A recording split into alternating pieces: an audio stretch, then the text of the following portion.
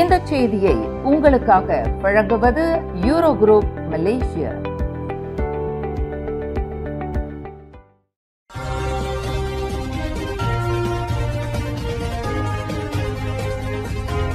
வணக்கம். திசைகளின் 5 மணி செய்திகள். 3 மாத கைக்குழந்தை பாலியல் பலாத்காரம். அந்த காட்சி பதிவு செய்யப்பட்டு விற்பனை. உள்துறை அமைச்சர் அம்பலம். நாட்டில் 3 மாத கைக்குழந்தை ஒன்று பாலியல் பலாத்காரம் செய்யப்பட்டு அது தொடர்பான காட்சி பதிவு செய்யப்பட்டு விற்பனை செய்யப்பட்ட திடுக்கிடும் சம்பவம் அம்பலமாகி உள்ளதாக உள்துறை அமைச்சர் Dato Sri Saifuddin Nasution Ismail தெரிவித்துள்ளார். இன்று புதன்கிழமை புத்ரஜயாவில் உள்துறை அமைச்சின் பேரணி கூட்டத்திற்கு தலைமையேற்ற அமைச்சர் சைஃபுடின் 3 மாத கைக்குழந்தைக்கு நேர்ந்த வக்கிர செயலை அம்பலப்படுத்தினார்.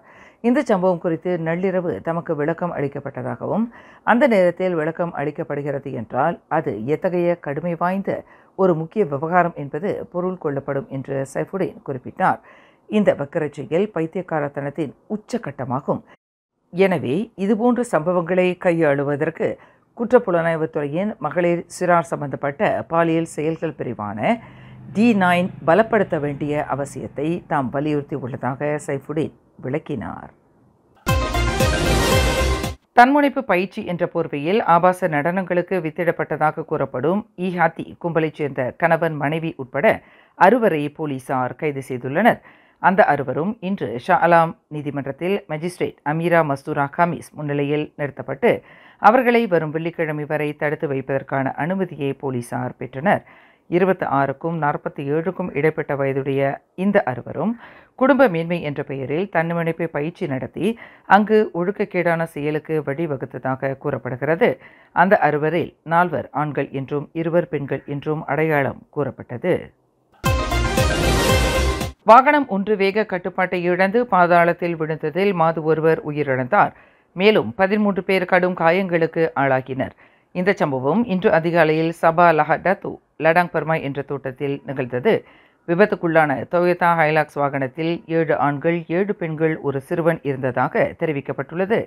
இந்த விபத்து குறித்து அதிகாலை 5:53 மணிக்கு தாங்கள் அவசர அழைப்பை பெற்றதாக லஹடத்து தீயணைப்பு நிலையத்தின் தலைவர் சும்சோவா ரஷீத் தெரிவித்தார்.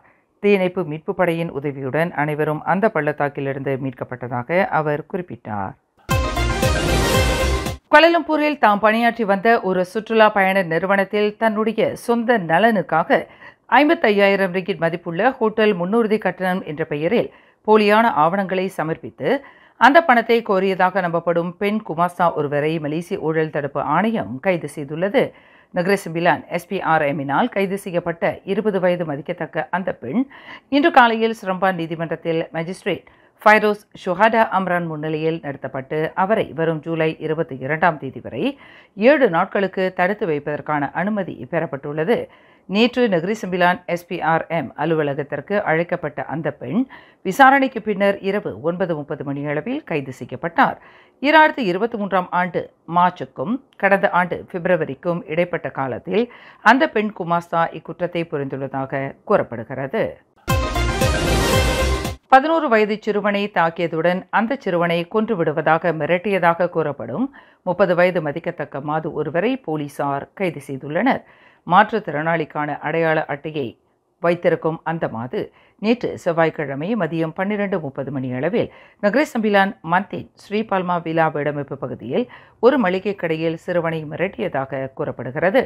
இது தொடர்பாக அந்த சிறுவனின் தாயார் நேற்று பிற்பகல் 3:30 மணியளவில் போலீசில் புகார் செய்துள்ளார் என்று நீலாய் மாவட்ட போலீஸ் தலைவர் அப்துல் மலிக் ஹஷீம் தெரிவித்தார்.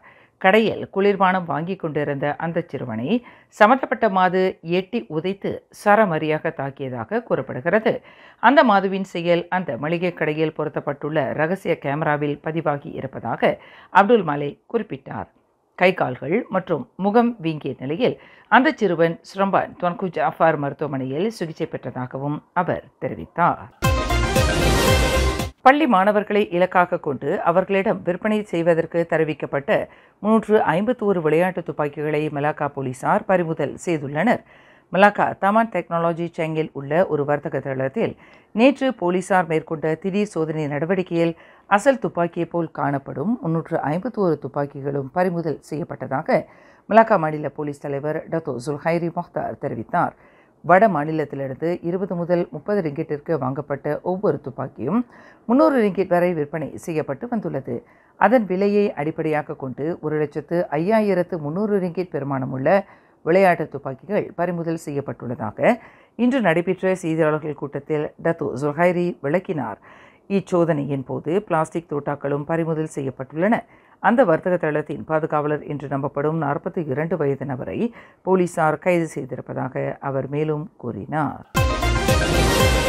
இவ்வாண்டு முற்பகுதியில் ஜோகர் பார்வில் ஓர் உணவகத்தில் நிகழ்ந்த துப்பாக்கிச் சூட்டு சம்பவத்தில் ஆடவர் ஒருவர் கொல்லப்பட்டது தொடர்பில் அந்நிய நாட்டைச் சேர்ந்த ஒருவரை போலீசார் கைது செய்துள்ளனர்.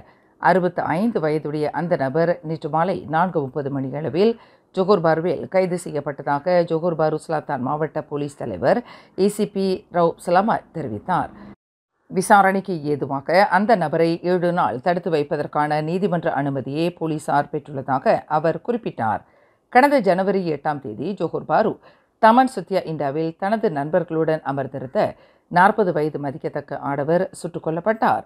தனக்கு வந்த தொலைபேசி அழைப்பை தொடர்ந்து அந்த ஆடவர் நண்பர்களிடமிருந்து சற்று ஒதுங்கி உணவகத்தில் நடந்து கொண்டே பேசிக் கொண்டிருந்த போது அடையாளம் தெரியாத நபரால் சுடப்பட்டார். நெஞ்சிலும் வயிற்றிலும் துப்பாக்கி குண்டுகள் பாய்ந்த நிலையில் அந்த நபர் உணவகத்திலேயே உயிர் இழந்தார். மேலும் செய்திகளை தெரிந்து கொள்ள கீழே இருக்கும் பெல் பட்டனை அழுத்துங்கள். உங்கள் மகிழ்ச்சியை வெளிப்படுத்த லைக் மற்றும் ஷேர் செய்யுங்கள். தொடர்ந்து திசைகளோடு இணைந்திருக்க சப்ஸ்கிரைப் செய்யுங்கள்.